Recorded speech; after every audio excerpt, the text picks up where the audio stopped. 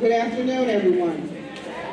Welcome to the 12th Annual Art of Dance Studio Dance Recital.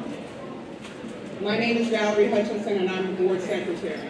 But before I get started, I'd like to thank Mr. Fisher and Mr. Pass from North High. This is the first time we've been at North High in 10 years, and they have made our return here very, very enjoyable. They've made us feel welcome in our own home. So with that being said, I'd like to say it's great to see so many of you here to help us celebrate the completion of yet another dance year. It's been a spectacular year for the Art of Dance Studio, and our students have put in some very long hours and a lot of hard work. And now they're ready to show you what they were working with, as you see from the opening performance. And I know that some of you have come from quite a distance, but on behalf of the students and the staff at Art of Dance, I'd like to take this opportunity to thank you for spending your Sunday afternoon with us. This year our recital was centered on the various ages of dance from the past decades. As you see, we started in Africa. African dances teach social patterns and values, and they help people work and mature, praise or criticize members of the community while celebrating festivals and funerals, whether they're competing, reciting history, proverbs, or poetry. Then we went to the era of the Charleston. Charleston is a dance that's named for the harbor city of Charleston, South Carolina. Then enter the era of tap. Tap is a dance that's characterized by using the toes of your shoes and either hitting the floor or something different. But tap in and of itself is a form of music. Then we have the Lindy Hop. The Lindy Hop is an American dance that evolved in Harlem, and it originally evolved with jazz music of the time. Then we go to the 60s with the Poppies. With the beginning of the war in Vietnam and the continuing struggle with racial segregation, the assassination of President Kennedy, the United States began to see a shift from the innocence of the 50s to the flower power of the 60s.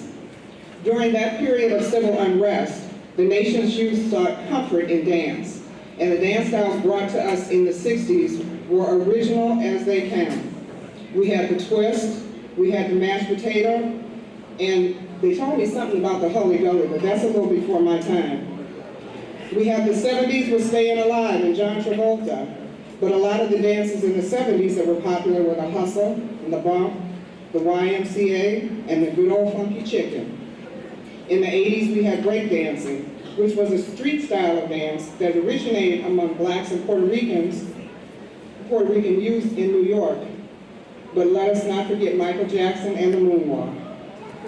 In the 90s, the rap comedy duo Kid and Play created the Funky Charleston. The 69 Boys created the Tootsie Roll. Alfonso Ribero's character on Fresh Prince of Bel-Air came up with the Carlton. We all learned how to get jiggy with Will Smith's Getting Jiggy With It. Then we had Freak Nasty's hit The Dip. Don't know what that one is either. But then Digital Underground came out with the Humpty Dance. And then Rex and Effect popularized the Rump Shaker Dance. But in this present day, oh, I forgot about the 9,000 versions of the Electric Slide and the Butterfly. But in this present day, there have been a lot of unusual dances. So what do you think the next decade will say about us and the way we dance? Let's talk about Gangnam Style. Strange. The Harlem Shake. Is that craze even over? Everyone thinking they can do it and don't know what they're doing? Then we have the Wobble and the Dougie. And I still don't know what that one is, so I'm gonna need someone to teach that to me.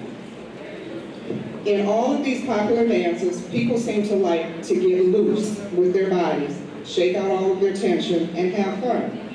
They aren't very structured dances at all, but I think that's what makes them so popular. So now, let's go traveling through the decades.